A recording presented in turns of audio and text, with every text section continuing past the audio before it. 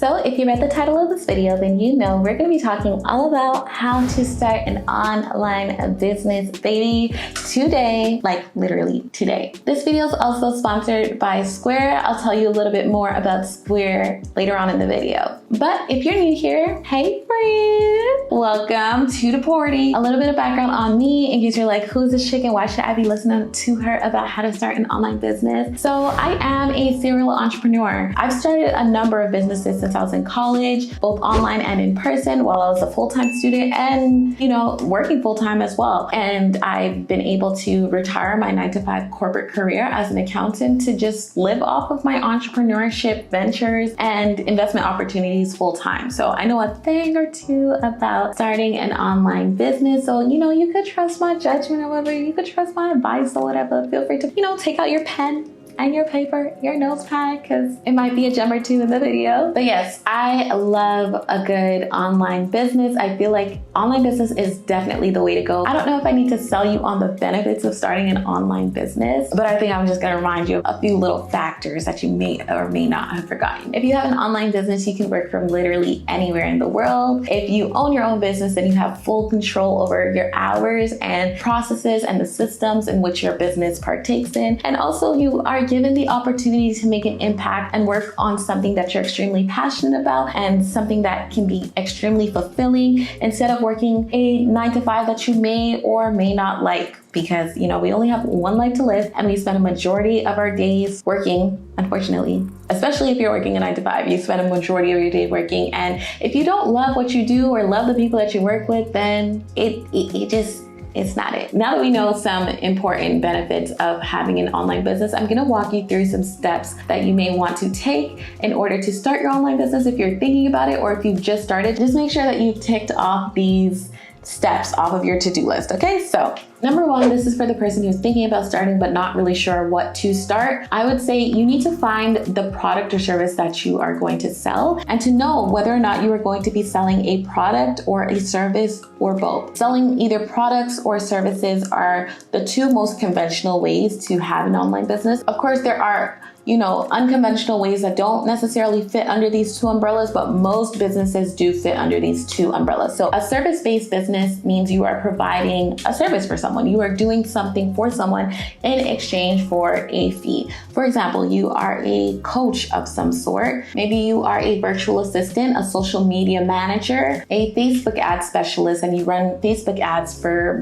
multiple businesses. These are all services that you are providing for someone. It's not really tangible. There's nothing that someone can touch and say, hey, I bought this. It's more of an exchange of services for funds. Product-based businesses is exactly what it sounds like. You're selling something that is a product, whether this is digital or a physical product that you've bought or a physical product that you've made, but you are selling something that someone can tangibly see and say, okay, this is what I bought. For example, I have bought these glasses. This is a product that I purchased. I can touch it. For digital products, of course, it's different because it could be something like a course, an ebook, a PDF. So these things you can't necessarily touch, but it is classified as a product as well. So first, you want to decide whether or not you're going to be selling a product or a service. I do have a free guide in the description bar on how to figure out the perfect side hustle for you. That's what it's labeled. But of course, your side hustle doesn't have to be just on the side. It can be your full-fledged business. But for my gals who have a full-time job that want to start something for themselves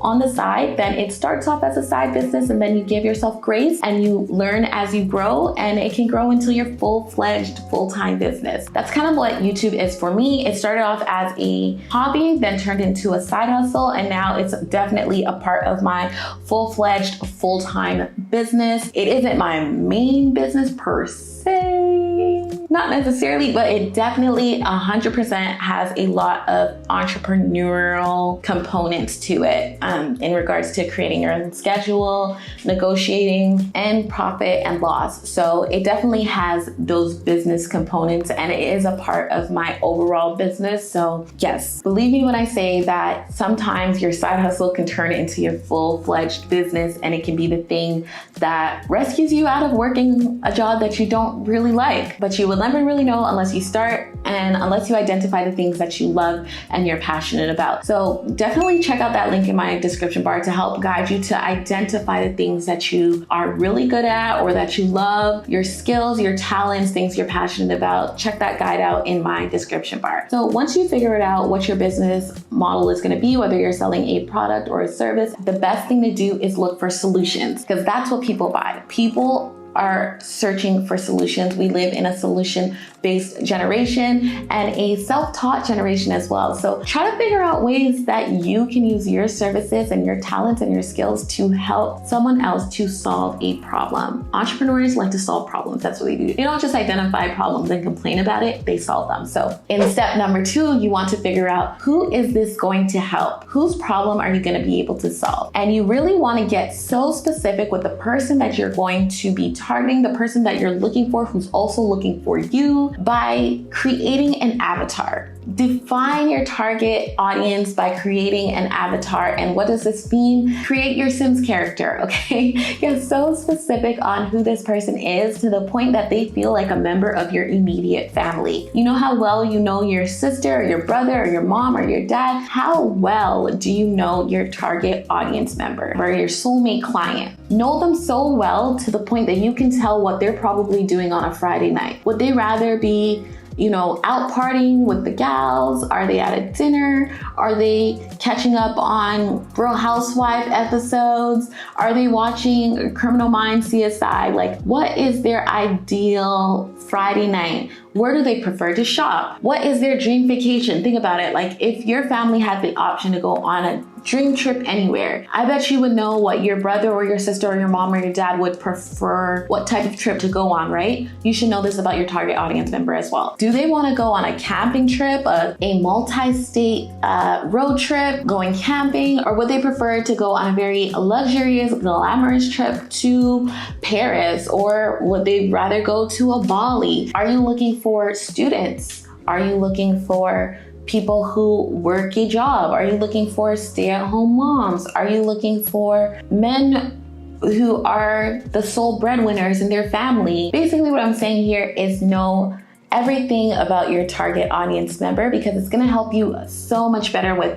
the rest of these tips coming up. So my next tip is to do some market research. Now, the previous tip of knowing who your ideal soulmate client is going to help you with this next tip, because you're going to know where to search for these people to find out their opinions before you launch a product. Here's the thing, with market research, you can't really avoid it. You're going to have to do some market research, whether it's prior to launching your business or after launching your business, but either way, you're going to have to know it anyway, so you might as well do it beforehand so that you're able to customize your product and or service to the best of your abilities to make sure that it's effective and helpful to the person that you're trying to help. Market research is quite an umbrella term, but it just basically means drawing up various forms of data that'll help you to better identify the needs of your sole target client member and will help you to customize your product or service better. Market research can be sending out surveys to your email list if you've already got one, sending it out to your social media and asking for opinions of people on social media if they fit your target audience. It could literally be hitting up your friend group. Let's say you want to sell some virtual assistant services to entrepreneurs who are between the ages of 25 to 35 and own their own business, are in the startup phase, and you have a friend group that actually fits that demographic. What you're going to do is message them individually, send them a text,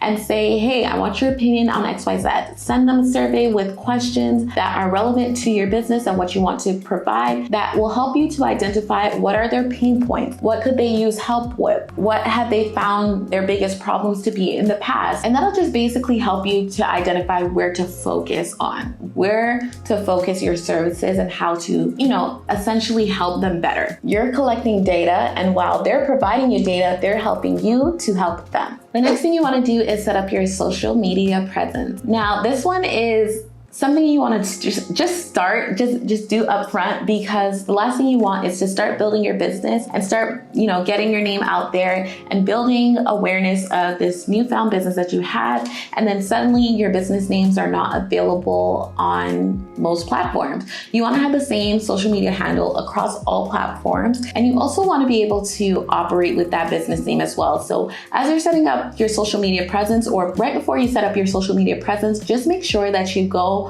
on Google and do a quick Google search of your business name. You can also search the trademark directory. I'll leave a link down in my description bar for both Canada and America, how you're able to search what trademarks are already taken. Because if you want to operate under a specific business name and it's already trademarked, chances are someone else is using it. And even if they haven't used the social media accounts, if that trademark is still active, then they kind of own the rights to that name. But there are some stipulations there, i.e., is that trademark registered under the same industry? For example, if you want to have a business called Poosh, but there is a Poosh boutique or Poosh magazine, but you want to have Poosh pet grooming services. If there is no Poosh that's registered as pet grooming services, then you're probably okay to still use the name, but just do a quick search to find out if the business name idea that you have is already taken. And if it's not, once you have that green light, go ahead and reserve the social media accounts across everything. Even if you're not posting there yet, just go ahead and snag it before someone else does, so that when you are ready to start using that social media platform, you got the green light. So the next tip that I have for you is to set up your online presence outside of social media. Now, this one is huge, and I find that so many social media entrepreneurs or people who have a large platform on social media completely skip out on, and this is where you go wrong. Let me tell you why. There was some time ago, and I think this is still happening actually, where Instagram was just randomly deleting people's social media accounts. Same thing with YouTube or TikTok, that you don't own these platforms. You don't own the algorithms. You don't own anything but the content that you create and put out there. But once it's out there, these platforms really do have the control over how many people see it, if your channel gets banned or not, if it gets shadow banned and the algorithm is just not playing in your favor. You kind of don't control all these other moving pieces to the puzzle. So it's really, really, really important. I can't stress this enough, how important it is for you to have your own online real estate, meaning your own online website with your own scheduling platform, your own online checkout. And this is actually a perfect time to mention this week's sponsor, who's Square. If you're looking to start or keep growing your online business, Square is definitely a place you want to look. Square really does have plenty of e-commerce tools that you need to make running your business as smooth as possible. There's Square Online Checkout, which helps you to accept payment from almost anywhere for free. There's Square Appointments that helps you to manage your availability from the app, lets your clients book online, and sends reminders. They also have an online payment solution that syncs with the best e-commerce platforms and allows you to use your current website to accept credit cards and MasterCard and Visa debit cards online. And they also have the Square Terminal, which in my opinion, I think is just absolutely genius. You may have already paid for something in store using it before without realizing how accessible it is for you to have a payment terminal system just like that within your own small business. It's the old way of taking payments, but made new, all while being secure and reliable. With Square Terminal, you're able to sell all your products and or services with ease, whether you happen to have a pop-up shop or a launching event for your e-commerce store, or you just so happen to primarily sell your products and services in person. Either way, Square Terminal is one of the most incredible inventions that make running your business so smooth. We stan a good fintech product. Hello. Definitely check out the link in my description bar to check out some of the amazing solutions that Square offers. So thanks again to Square for sponsoring today's video. The links are in my description bar once again. Please do check the links in the description bar to check out Square. So that's it for today's video. I hope that helped at least one person. I do have another video here on YouTube. I'll probably put a card here and also drop a link down in my description bar where I also went in depth even more on how to start an online business with under $100. So feel free to check out that video as well. That video is even longer and goes into even more depth on some of the things I talked about, and also mention some things that I didn't talk about in this video. And let me know if you are starting a business. Shout out your business down below in the comments. Let us all know what kind of business you're starting, what business you are thinking about starting if you haven't already, and what stage you're at in your business. I'm wishing you all nothing but so much love, so much growth, so much positivity. Love you to the moon and back. Be true to you. Mwah. Bye.